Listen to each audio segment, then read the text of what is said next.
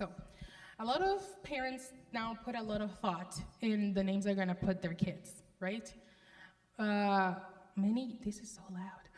Many years ago, at least back home, people name their kids according to the calendar.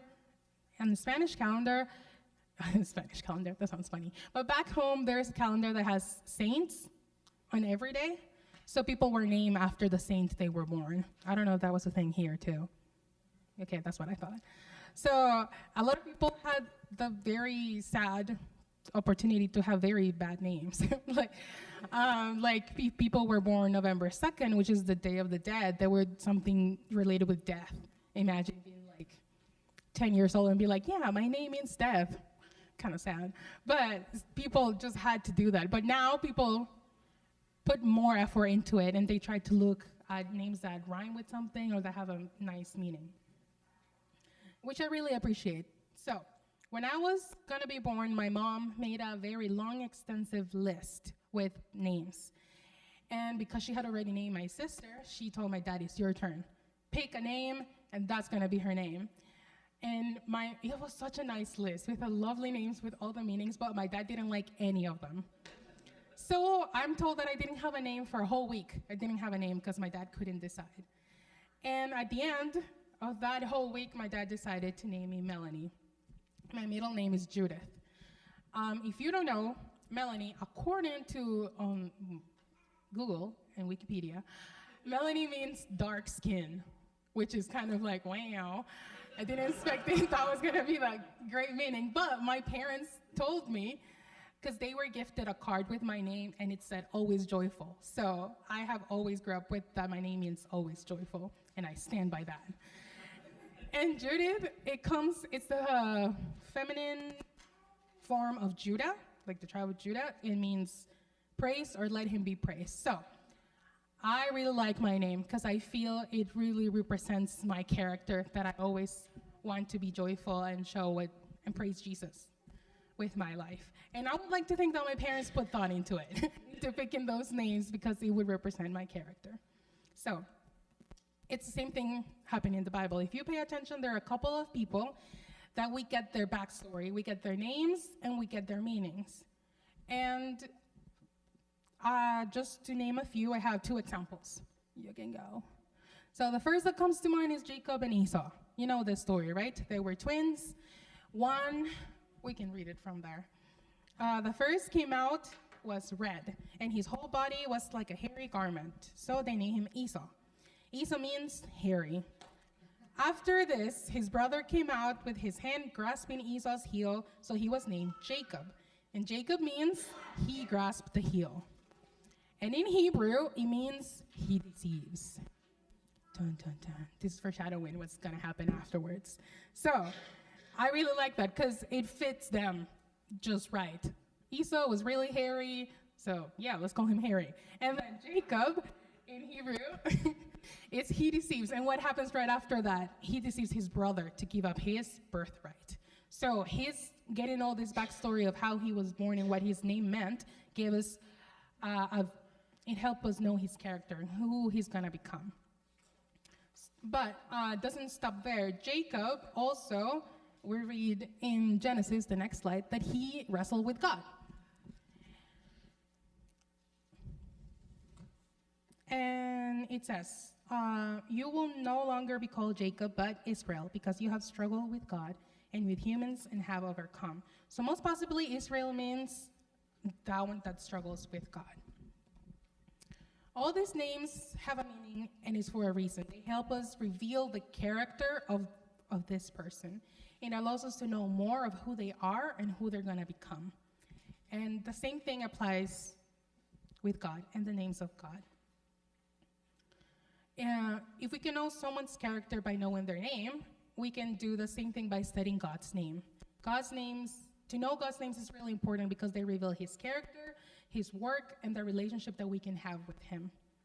The names of God shows us his love, his nature, who he is, and who he will continue to be. And the best part of all of this is that all of God's names in the Bible are there for us to learn and to study from it, because he wants that. He wants us to know him deeper and that we can know his character. So we're going to go to the book of Exodus to read this story where we learn about the name of God, Jehovah Nissi. So if you come with me, we're going to go to Exodus 17. It's a very short story, but we're going to go Exodus 17, verses 8 to 16. I put it in there if you don't want to look it up. So let's read it. It says, the Amalekites came and attacked the Israelites at Rephidim. Moses said to Joshua, choose some of our men and go to fight the Amalekites. Tomorrow I will stand on top of the hill with the staff of God in my hands. So Joshua, is this done? Sorry. So Joshua fought the Amalekites. Whoa. Thank you. So Joshua fought the Amalekites as Moses has ordered, and Moses, Aaron, and went to the top of the hill. As long as Moses held up his hands, the Israelites were winning, but whenever he lowered his hands, the Amalekites were winning. When Moses' hands grew tired, they took a stone, put it under him, and he sat on it. Aaron held his hands up, one on each side, so that his hands remained steady till sunset. So Joshua overcame the Amalekite army with the sword. Then the Lord said to Moses, write this on a scroll as something to be remembered, and make sure that Joshua hears it, because I will completely blot out the name of Amalek from under heaven. So Moses built an altar and called it Jehovah Nissi. He said, because hands were lifted up against the throne of the Lord will be at war against the Amalekites from generation to generation. So this is the first mention that we have of Jehovah Nissi, and it was given right after this battle. Jehovah Nissi means in Hebrew, the Lord is my banner. So, what is a banner? Do you guys know? Yes. I love that Carter raised his hand up. So, what is a banner?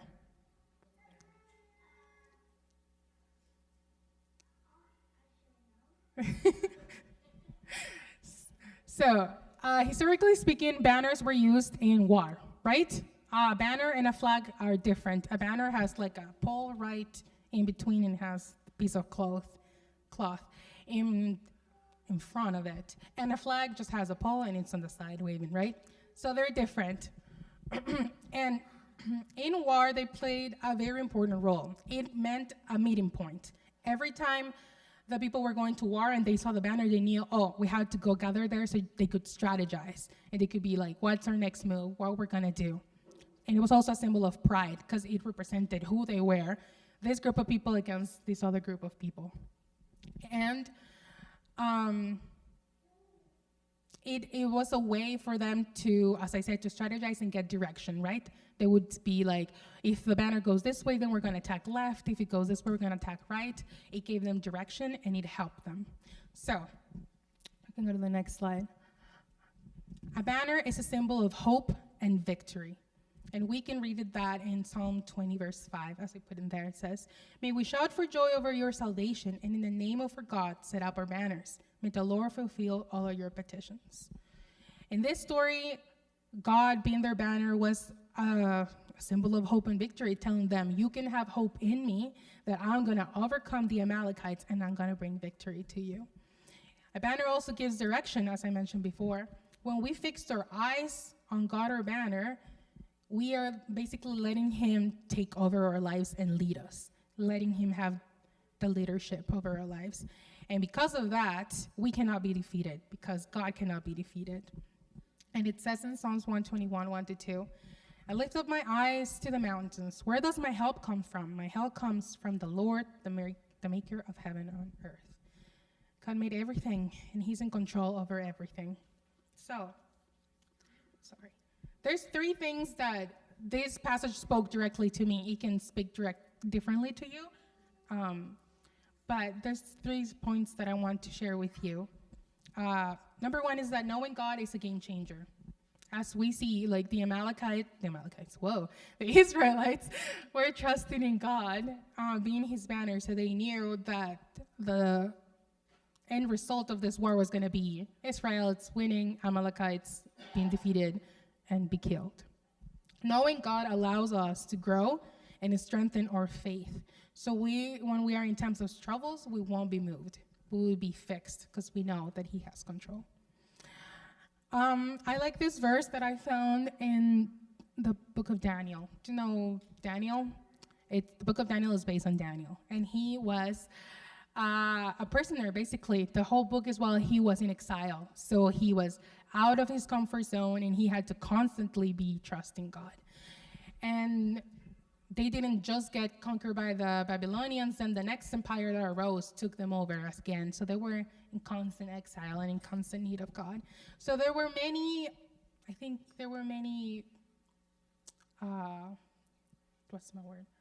opportunities for them to be like, I'm not gonna trust in God anymore. Like, we go from exile, like, when is this gonna end, right? But Daniel stayed true and steadfast, and some other Israelites as well. So Daniel 11, verse 32, I'm just going to read the second part of verse 32, says, the people who know their God should stand firm and take action. Just as the Israelites that they were facing at that time of Daniel, a dilemma that they should keep the covenant and keep trusting in God or not, they knew that the only people that were going to end up victorious in that, it was those who knew who God was. Those who had been able to see his faithfulness through exile and everything that has happened were the only ones who were going to be able to stand against all these other good opportunities that were coming of freedom. But not. Sorry. Jesus basically has won everything for us already. He conquered death. So in my mind, I'm like, if he conquered death, there is literally anything that can come against God that he's not going to end up victorious. So if he has conquered death and he has given us victory and freedom, why are we not holding on to him and trusting him to be our banner over any circumstance that we're going through? When they were in war and they saw the banner in war, it changed their perspective and change of perception, because they knew that the banner that was going ahead of them, it was leading the way. And he was giving them direction and giving them security. God being our banner gives us security. The second thing that I was able to take out of this was that when we get tired of life or just things or circumstances that are around us, we can count on each other. We can count on this community of the church. I love that in this story, not just Moses usually in the story in the Bible, there's just one main character, kind of, like there's the only person that it's the main focus. But here we get mention of Aaron and Ur, and I think that it's worth to pay attention to their names. We read in the Bible that we are in a constant spiritual battle, right? In Ephesians 6:10, it says that we are in a battle against not against flesh and blood, but about the rulers and the authorities and everything that's around. And I feel most of the time a spiritual battle is really draining and really hard. So it's good to have accountability and have each other to go through it. So we don't have to do it alone. Moses didn't have to fight alone. He had two people besides God, right? He had two people that were there physically helping him, holding his arms up. And I imagine that they were also trying to cheer him up, be like, just a little bit longer, Moses, just a little bit longer. We're gonna defeat them. Don't worry, we got you. And I feel like that's the same thing with us. The Christian life, it's tough. Jesus said that it was gonna be tough. It was not gonna be an easy journey. There's gonna be a lot of things that are gonna happen, but we can count with each other. Just as Moses could count on Ur and Aaron to hold his arms, we can also do that with this community. We can count on each other that they're going to hold our arms up in prayer when we are going through something. We can definitely help someone physically, right? If they are in need, we can provide something. But I feel like one of the most ultimate things that we can do for each other is pray for each other and in intercession, be with each other.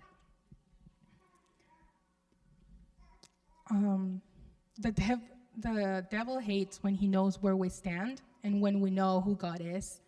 So if we keep searching in the Bible and keep holding on to the truth that he is our banner, there's no, he's still going to attack, but it's going to be more difficult for him to move us from where we are because we know who he is. And the third and last thing is that Jesus is in command. Moses was getting tired, but Jesus never gets tired. Battles can get tiring. Physical battles, spiritual battles can get very tiring. But Jesus is different. He's consistent. He is the same person he was yesterday, today, and he will continue to be. And he's in command. As Christians, we can be reassured that as long as there are going to be many enemies around us, but as long as he's in control, he's always going to end up victorious. So he's going to give us the victory to us. Moses experienced both a physical and a spiritual victory with God waving his banner over the battle. The main enemies of the Israelites in this point were the Amalekites. And for us, it can be many different things that we can have that are holding us back or are making our faith diminish. But God is waving his banner over us and giving us victory. He provides hope, victory, and direction. With him leading us, there is no way that we cannot end victorious. So that leaves us thinking how we're going to live our lives.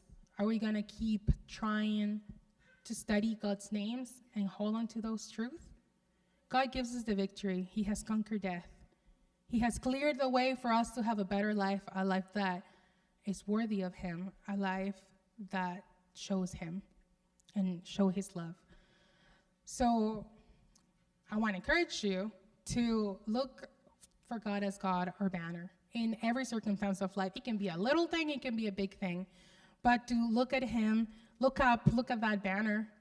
Obviously, there's not something physically, but look up at that banner and knowing that he is our banner and he has in control. That there is nothing that we should worry or anything that we are about to face that we need to worry about because he has given us victory. So we have to choose him every day. Every day that we wake up, it's a new battle. So every day we have to choose to be like, okay, Jesus, I cannot do this by myself or I cannot do this anymore, but I choose to do this with you today. So in that way, the way that we praise him, the way that we live, the way that we serve, it's going to be different and it's going to show up. And people are going to see that there is something different about us because we're choosing him every day. We are going to go to a time of communion with Pastor Kelly. So I'm going to give it to him. Oh, yeah. First, we have something special for you guys. And then communion.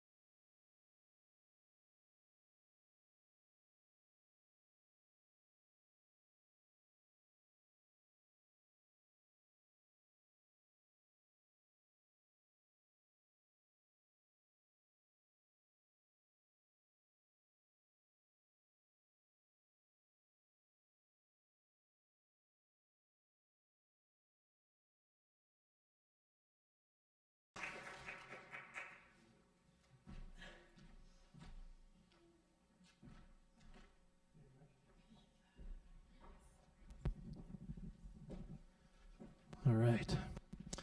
Yeah, we want to have a time of communion, and it is a time of remembrance. Time of remembrance what Jesus did for us. And just thinking of Melanie's message there about the Lord is my banner, and just I don't know if there's any movie buffs out here, but the movie Patriot. Yeah, by Mel Gibson movie. You know, it's one where they're in war, and they always keep losing, and then the final battle happens, and it looks like they're going to lose again, and they start retreating, but Mel Gibson's character grabs the banner and starts running forward and yelling, "What? Advance?" or something? I don't know. Advance. And it becomes that focal point of hope, that focal point of direction, and it leads them into victory in that battle, right? That's Jesus in our life. He's the banner that we hold up in victory and advance and say, this is our victory. This is the one that we put our hope in, that we follow. And in the end, we are victorious in his name. Yeah, victorious over sin. And I just thank you, God, for his grace and his salvation. So with that, we're going to take communion this morning. So we have some helpers here. And so come on up. And as